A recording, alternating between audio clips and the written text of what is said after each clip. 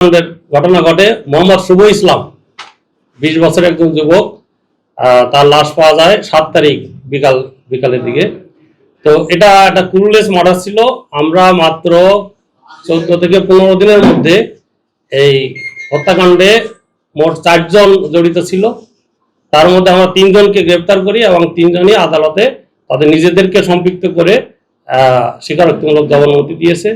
এই 4 জন আসামি এবং যিনি ভিকটিম শুভ মিয়া, এরা 5 জনই একে অপরের বন্ধু। তারা একসাথে মূলত আড্ডা দিত, একসাথে চলাফেরা করতো।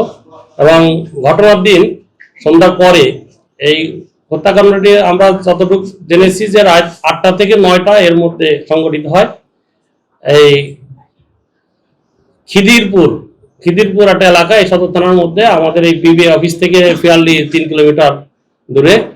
তো এটা সদর থানার মধ্যে। আবার আসামিদের বাড়ি বা ভিকটিমের বাড়ি হলো মাধবদী, একজনের বাড়ি পলাশ।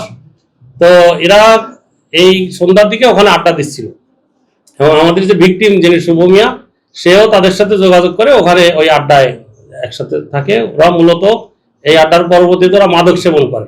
এবং ওই দিন হাবিবের কথা ছিল যে মাদক সে সবাইকে খাওয়াবে আর কি।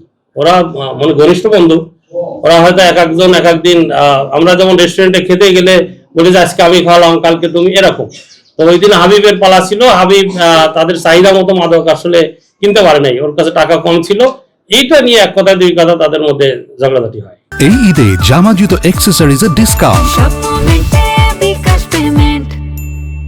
বিষয়টা খুবই তুচ্ছ ছিল, কিন্তু ঘটনার পরিণতি খুব বড়। মাদক সেবনের ভিতর দিয়ে মাদক সংক্রান্ত মানে মাদক সংগ্রহ সংক্রান্ত একটা বিষয় নিয়ে এই শুভর সাথে এই হাবিব, যে আসামি 3 জনের মধ্যে একজন হাবিব, তার সাথে কথা কাটাকাটি হয়। একসময় তাদের মধ্যে হাতাহাতি।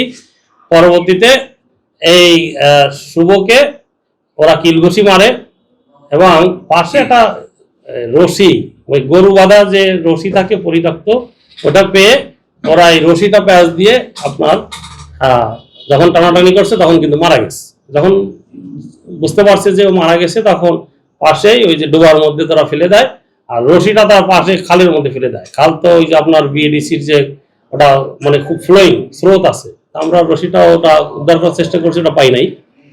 তো যাই হোক, এই যে হত্যাকাণ্ড, এর পরে এটা ক্লুলেস ছিল, কেউ জানে না যে কোথায় গেছে এই শুভ ইসলাম, কার সাথে গেছে।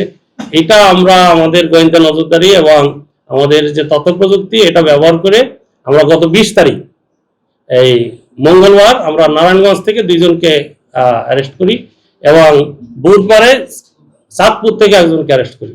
মোট 3 জনই আদালতে তারা এই যে 164 সিআরপিসির 164 মোতাবেক নিজেদেরকে সম্পৃক্ত করে তারা জবানবন্দি দিয়েছে।